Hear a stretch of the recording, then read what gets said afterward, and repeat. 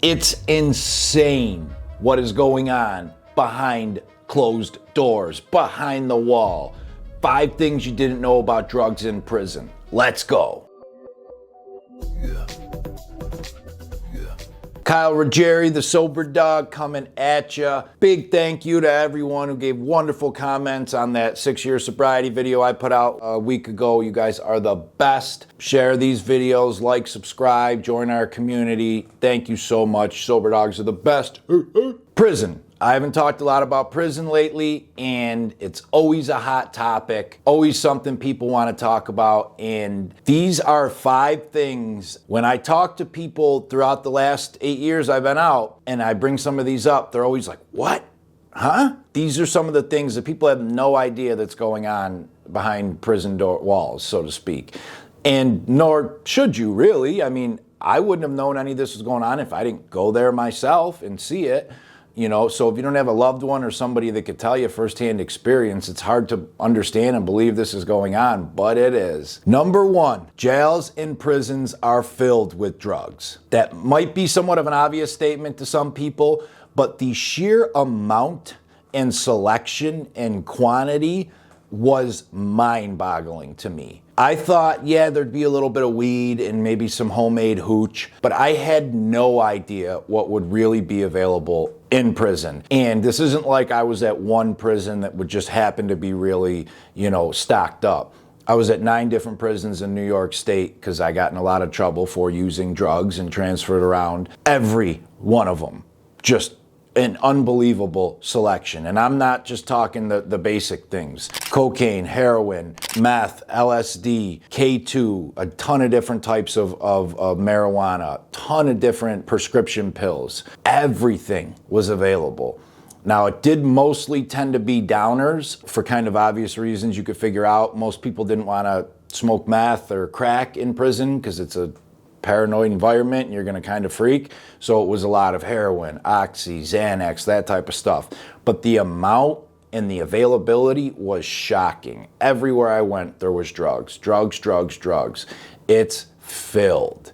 And if you want to know how they get in, I did a video about the most common ways drugs get in prison, and there's a lot of ways, and there's some crazy ways. And it doesn't just have to be drugs. Contraband in general in prison is wild. You're talking cell phones, various different weapons, drug paraphernalia, needles, and even like things you wouldn't even think about really. I know a guy that got paintbrushes smuggled in because he liked to paint. I know tattoo artists that got ink smuggled in so they could get color on their tattoos. Like random stuff. It can be a bunch of different stuff, but drugs specifically, there is a ton in prison. Number 2, data on drugs and contraband in prison is intentionally scarce. Over the years, various nonprofit groups, news organizations, and journalists have attempted to dig into what's going on in jails and prisons. They're told a specific story about an incident. They're told inmates smuggle drugs in and contraband in during visits in the package system. While that is true, there is way more to the story. Now, prisons are a unique thing to where the information flow outside of prison is 100% controlled by the administration and guards. So what gets out is controlled. Letters, phone calls, packages, what's allowed in, what camera crew or organizations or interviewers are allowed in is all controlled. So if there's a big bust or an overdose or something crazy in there, they get to dictate the story that gets out. And they could downplay the amount of drugs that were there, downplay how it got in so their prison doesn't look bad, X, Y, and Z.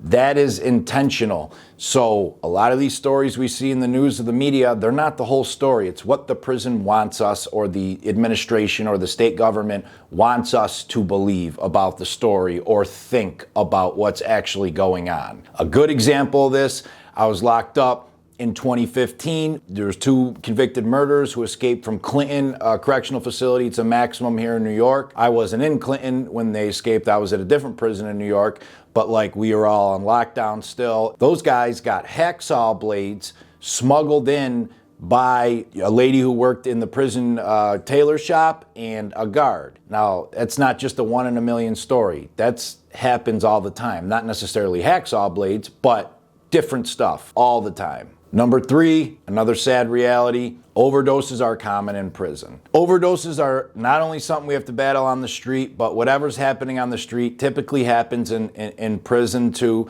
So as the drug supply becomes more fentanyl on the street, same thing happens in prison. Also, one of the things that happens is when an inmate gets arrested and goes to prison, their tolerance is going to go way down because you just simply can't use as much drugs in prison as you could on the street. There is a lot of drugs in there, but not the same quantity. You're not using 8, 10, 12 bags a day of heroin. That can be $500, $1,000 in prison. So your tolerance goes down, and typically you're also not using all day, every day like you would on the street. So a bag of dope comes in, and an inmate can afford it, and they do it and they overdose because their tolerance went down and they're not doing it as often, or it's fentanyl or whatever. Once again, what gets out about that information is dictated by the prison. If that person is Narcan and brought right back, there may be no incident report that leaves that prison. But overdoses happened. They happened when I was in there at multiple different prisons. And you can read dozens of stories online about overdoses happening in prison. And these are ones where they have to release the info because maybe somebody died. If enough inmates got together and released the info out any way they could, and somehow it came back, there was enough outside pressure on the prison, they have to release some of the info. But it happens all the time, all over the place. Number 4, segregation, solitary is the go-to punishment for drug use in prisons around the country. You get caught smoking a joint, drinking a little bit of hooch, doing anything, it's right to solitary at many places around the country. This is completely ass backwards. I get it, you break a rule, you gotta get in trouble, but as I've mentioned in other videos, solitary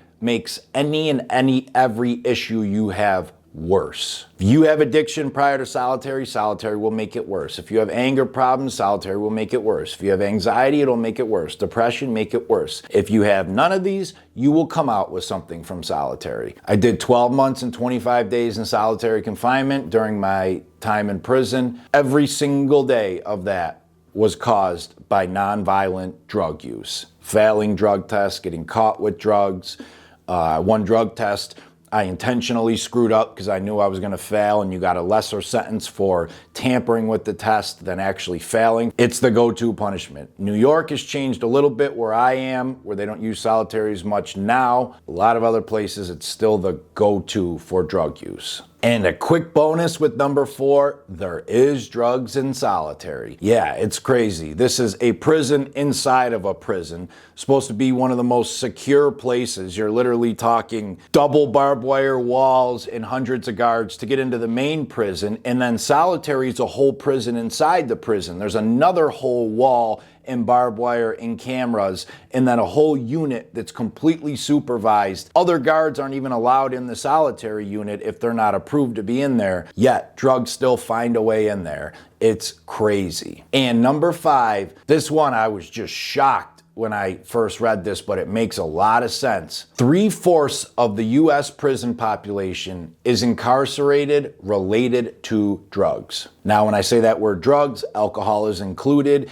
and it is a very broad term, meaning 65% of the people incarcerated in the US have a substance use disorder, and another 20% fit a bunch of criteria, but not fully to qualify as having a substance use disorder or addiction. When you look at almost any and every 85% of crimes out of 100%, there is drugs or alcohol related to so many of them. It is mind-boggling how much this affects our, society. You have gangs fighting over turf. Now, no one might have been high or drunk during that crime, but it's turf for drugs. You have car accidents from drinking and driving. You have DWIs. You have domestic violence. Somebody had a drink or two. You have people fighting over drugs. You have somebody that hurt somebody while they were on drugs. You have people like me who committed crime while I was on drugs. You have people who just straight up got caught with drugs.